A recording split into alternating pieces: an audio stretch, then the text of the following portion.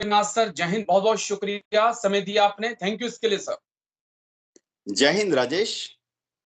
Sir, एक बड़े अहम मुद्दे पर मैं बात करना चाहूंगा, क्योंकि मेन स्ट्रीम मीडिया इस मुद्दे पर बात नहीं कर रहा है। लेकिन जिस वक्त ईरान और इजराइल में तनाव चल रहा है, टेंशन चल रही है, उसी बीच रूस यूक्रेन में कुछ ऐसा हुआ कि वो भारत के लिए चिंताजनक है। वो पॉइंट ये है सर कि यूक्रेन ने क्रूज मिसाइल और बैलिस्टिक मिसाइल का यूज करके रूस के S-400 को डिस्ट्रॉय कर दिया। 3 यूनिट उसकी और साथ में रडार को डिस्ट्रॉय कर दिया। मेरा सवाल बहुत अहम है सर। पड़ोसी मुल्क चीन के पास हाइपरसोनिक जैसी मिसाइलें हैं, जिसकी काट अमेरिका तक के पास नहीं है। तो भारत के पास भी S-400 है, जो कि मजबूत एयर डिफेंस सिस्टम है। क्या इन मिसाइलों के हमले के लिए तैयार है? कई सवाल है सर, जिनको समझना चाहूंगा। सबसे पहले यही कि क्या बैलिस्टिक और क्रूज मिसाइलें S-400 को डिस्ट्रॉय कर सकती हैं, जैसा कि यूक्रेन ने रूस के अंदर किया सर? बेशक राजेश, ये समझना पड़ेगा कि दुनिया में किसी भी मुल्क ने आज तक ऐसा हथियार कोई नहीं बनाया जिसकी काट ना हो।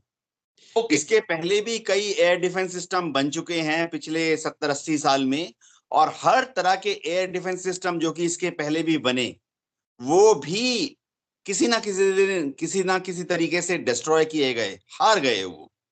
तो जो एयर डिफेंस सिस्टम होता है, इलेक्ट्रॉनिक स्पेक्ट्रम में हम बात करते हैं कि आपका एक एम होता है, दुश्मन उसका फिर काउंटर एम बनाता है, फिर आप दुश्मन के काउंटर एम को काटने के लिए काउंटर काउंटर एम बनाते हैं। तो ये है पूरी लड़ाई का चक्कर। S-400 दुनिया का लेटेस्ट एयर डिफेंस सिस्टम है जहां तक रशियन ब्लॉक कंसर्न्ड है, लेकिन इसका मतलब ये नहीं है कि ये हमेशा अभेद्य रहेगा। हाँ, क्योंकि ये लेटेस्ट है तो बहुत ही एक्यूरेट है, अचूक है, दुश्मन के हवाई जहाज, क्रूज मिसाइल, ड्रोन को बड़ी अच्छी तरह से पकड़ सकता है। लेकिन इसका मतलब ये नहीं है कि दुश्मन S-400 को कभी नष्ट नहीं कर पाएगा। जैसे मैं इंडियन एयरफोर्स की बात बताता हूं। मैं एयरफोर्स में 34 साल था, फाइटर पायलट था। हमारी कोई भी मिशन, चाहे वो चाइना की तरफ हो, एयरफोर्स का मिशन, या पाकिस्तान की तरफ हो, जब घुसना होता है तो सबसे पहले हम क्या करते हैं, एक मिशन करते हैं। हमारे सहयोगी जाते हैं, जिसे कहते हैं seed, SEAD, suppression of enemy air defence system. यानी मेरा काम अगर जाके दुश्मन पे 6, 12 या 18, 24 बॉम्ब गिराना है, MiG-23 में था मैं, तो साथ में हमारे जैमिंग मिसाइल जाएंगे, साथ में हमारे counter enemy air defence aircraft जाएंगे, जो कि मेरे हमले के, बम हमले के महज 40 सेकंड पहले या 30 सेकंड पहले दुश्मन के एयर डिफेंस सिस्टम को कंफ्यूज कर देंगे, जैम कर देंगे, भ्रमित कर देंगे, और उसे हार्ड किल अगर हो सकता है, यानी बम लगा के उड़ा भी देंगे। तो S-400 को जो ये नुकसान पहुंचा है, ये अपेक्षित लाइनों पे था। इससे भारत को भी सीखना पड़ेगा कि हमारे पास जो 3 अभी S-400 के स्क्वाड्रन आ गए हैं, 2 और आएंगे, तो जब हम इनको डिप्लॉय करेंगे तो हमें भी ऐसी तैयारी और प्रिपरेशन करनी पड़ेगी, ट्रेनिंग करनी पड़ेगी कि चीन या पाकिस्तान भी हमारे S-400 साइट्स के ऊपर जो हमला ना कर पाए, और अगर कर भी देता है तो हमले में कम से कम नुकसान हो।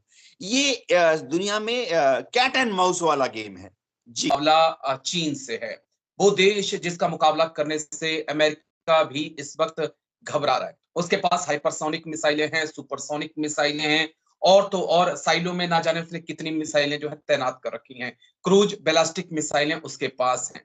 क्या चीन से आने वाले उस अटैक के लिए S-400 तैयार है? मेरे कहने का मतलब साफ है, क्या चीन की हाइपरसोनिक मिसाइल अगर S-400 को तबाह करने की तरफ बढ़ती है, तो S-400 का रडार सिस्टम उसे डिटेक्ट कर सकता है और उसे रास्ते में खत्म कर सकता है क्या?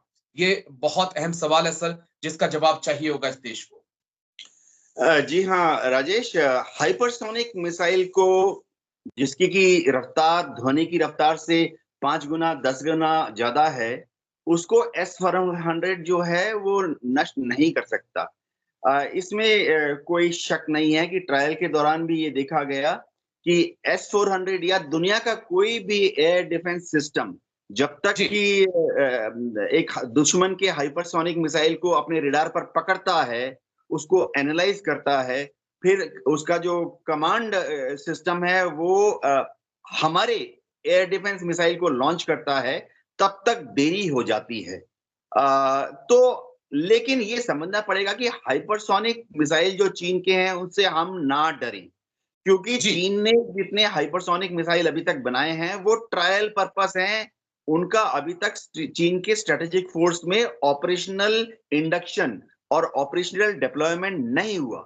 एक और चीज जो है कि जब भी वो बनाएगा वो सब तैनात होंगे ताइवान की तरफ, जापान की तरफ, दक्षिण कोरिया की तरफ और फिलीपींस की तरफ। भारत की तरफ डिप्लॉयमेंट करने का उनका जो चीन का जो सदर्न स्ट्रेटेजिक कमांड है उसकी तरफ डेवलपमेंट का उनका भारत की तरफ जो उनका थिएटर कमांड है उस तरफ डेवलपमेंट का उनका कोई भी प्लान फिलहाल नजर नहीं आ रहा है। मैं बस दो अहम पॉइंट आपसे समझना चाहूंगा जल्दी से कि 2035 और 37 बहुत अहम है भारत के लिए, क्योंकि तमाम एक्सपर्ट का मानना है कि यहां तक पहुंचते पहुंचते भारत और चीन की एक जंग हो जाएगी। तो उस लिहाज से अभी ट्रायल में है, लेकिन तब तक ये ट्रायल कंप्लीट हो जाएगा। और दूसरा, अगर जापान की बात की आपने, वियतनाम की बात की, फिलीपींस की बात की कि उनकी तरफ डिप्लाई करेगा, भारत के तरफ क्यों डिप्लाई नहीं करेगा? भारत को तो वो एशिया के अंदर सबसे बड़ी चुनौती मानता है। उसे भी पता है कि अगर कोई उसका रास्ता रोक रहा है तो वो हिंदुस्तान रोक रहा है। आप किस लिहाज से इन चीजों को बता रहे हैं सर? जी हाँ, देखिए ये स्ट्रेटेजिक पर्सपेक्टिव में ये समझना पड़ेगा कि चीन भारत को ऑक्युपाई करने की कोशिश नहीं कर रहा। चीन भारत को सिर्फ नीचा दिखाने की कोशिश कर रहा है, जबकि ताइवान को चीन ऑक्युपाई करने की कोशिश कर रहा है। साउथ चाइना सी में जो करीबन 10 या 12 कोरल रीफ हैं, उनको चीन ऑक्युपाई करने की कोशिश कर रहा है। तो ये बहुत बड़ा स्ट्रेटेजिक डिफरेंस है। चीन ने भारत पर अगर हमला किया, हम 90% श्योर है कि ये टैंक, तोप, एयरफोर्स की लड़ाई होगी और उसमें चीन ने भारत को शायद जैसे लखनऊ हो गया, जयपुर हो गया, दिल्ली हो गया, चंडीगढ़ हो गया, इनको क्षति पहुंचाने की कोशिश नहीं करेगा।